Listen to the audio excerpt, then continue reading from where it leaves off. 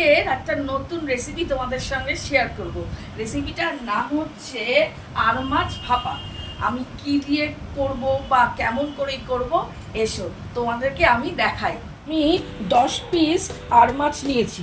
এর মধ্যে আমি 1 চামচ রসুন বাটা দিলাম, 1 চামচ কাঁচা লঙ্কা বাটা দিলাম,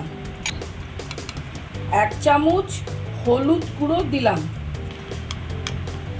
আর 1/2 চামচ নুন দিলাম। আমি এই মশলাগুলোকে ভালোভাবে মাখিয়ে নিচ্ছি।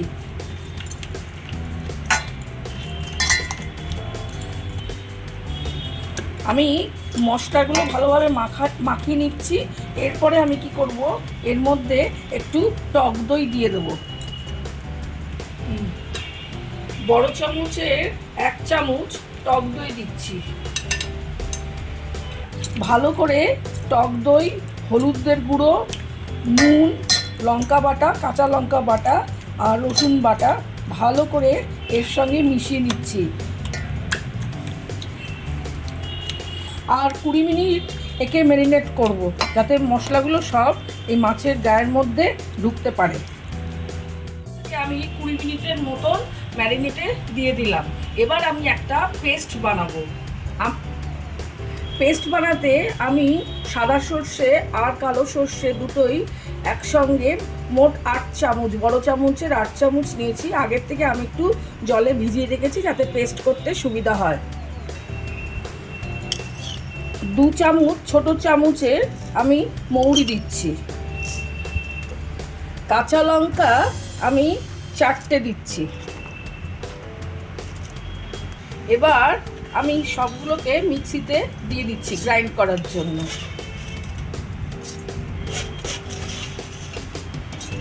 হাফ চামচের মতো নুন দিচ্ছি, অল্প সর্ষের তেল দিচ্ছি, অল্প জল দিচ্ছি। এবার একটা পেস্ট বানিয়ে নেব।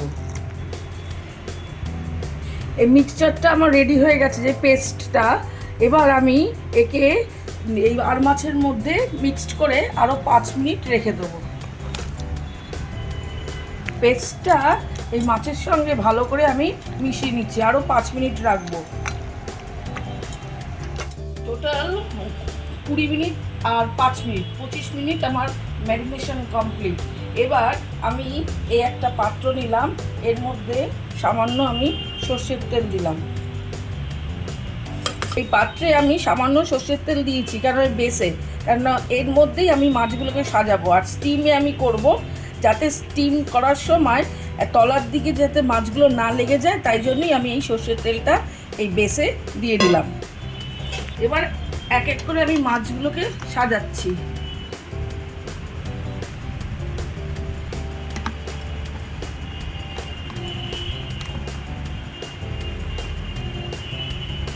এরকম করে করে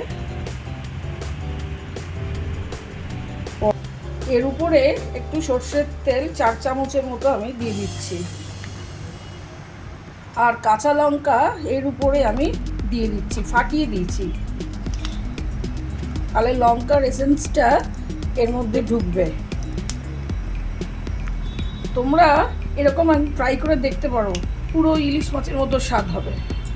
ডিমে বসানোর জন্য আমি কড়াই নিয়েছি, তার মধ্যে একটু জল নিয়েছি, একটা স্ট্যান্ড বসিয়েছি। এবার আমি এই কন্টেনারটাকে এই স্ট্যান্ডের মধ্যে বসিয়ে দেবো। আমি টিফিন বক্স ইউজ করি না, কারণ টিফিন বক্সে ইউজ করলে অনেকক্ষণ যখন হয়ে যায় তখন ওই বক্সের ঢাকনা খুলতে অনেক সময় লাগে, তাই জন্য এরকম একটা কন্টেনার আমি ইউজ করি। এরপরে আমি এমনভাবে জলটা দেব, দেখো জলটা এর বেস পর্যন্তই যেন থাকে, কারণ কি ভেপার হবে, ভেপারে এটা সেদ্ধ হবে, কিন্তু এমনভাবে জল দিতে হবে যাতে কন্টেনারের মানে মুখের কাছে মানে এত অবধি না আসে, তাই একদম বেস ছুঁই এরম জল দিতে হবে। এবার আমি ভেপারে বসিয়ে দিয়েছি, এটা 30 মিনিট থাকবে এই ভেপারে, তখন এই 30 মিনিটেই এটা সেদ্ধ হবে। আর একে আমি একটা কাভার দিয়ে কভার করে দিচ্ছি। আর গ্যাসের ফ্লেমটা মিডিয়াম অথবা লো। মিডিয়ামে ফার্স্টে রাখবো, কিছুক্ষণ পরে লোতে করে দেবো। হয়ে গেছে, এবার আমি এই পেপারের এই থেকে একে তুলে দেবো। দেখো, এবার তুলি, এ দেখো মাছটা রেডি হয়েছে। এবার আমি এখান থেকে নামিয়ে সার্ভিং বাউলে আমি রাখবো। আমি এরকম কন্টেনারে করি যাতে দেখো লিডটা খুললেই দেখা যায়। টিফিন বক্সে করলে টিফিন বক্সের যে ঢাকনাটা খুলতে একটু টাইম লাগে, কেন ভেপারে তো ভেতরে আটকে থাকে তো টাইট, কিন্তু এরকম করলে দেখো খুব সহজেই বার করে নেওয়া যেতে পারে।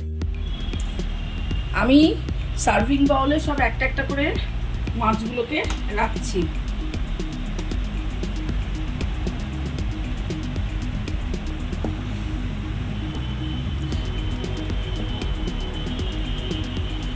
ভিডিওটা তোমাদের কেমন লাগলো?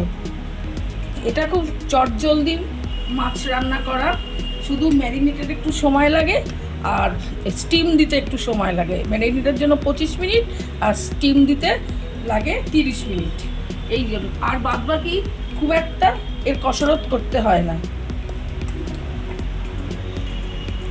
এটার মানে স্বাদটা আর গন্ধটা এত সুন্দর হয়, মানে সর্ষে আর দই দিয়ে আর কাঁচা লঙ্কা এই তিনটের ফ্লেভারে একদম ইলিশ মাছের মতো লাগে। তোমরা একদিন বাড়িতে ট্রাই করবে। ভাপা আর মাছ আমার রেডি। এটা দুপুরবেলায় গরম গরম ভাতের সঙ্গে খেতে খুবই ভালো লাগে। একে আমি একটু ডেকোরেশন করে দিই, তো একটা কাঁচা লঙ্কা এর উপর সাজিয়ে দিই।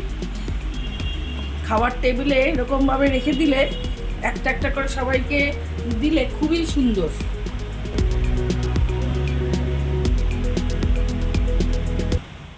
ভাপা যে আর মাছটা আমি করেছি, এই রেসিপিটা তোমাদের কেমন লাগলো? যদি ভালো লেগে থাকে লাইক কমেন্ট শেয়ার করবে। তোমাদের কমেন্ট করতে আমি খুবই ভালোবাসি।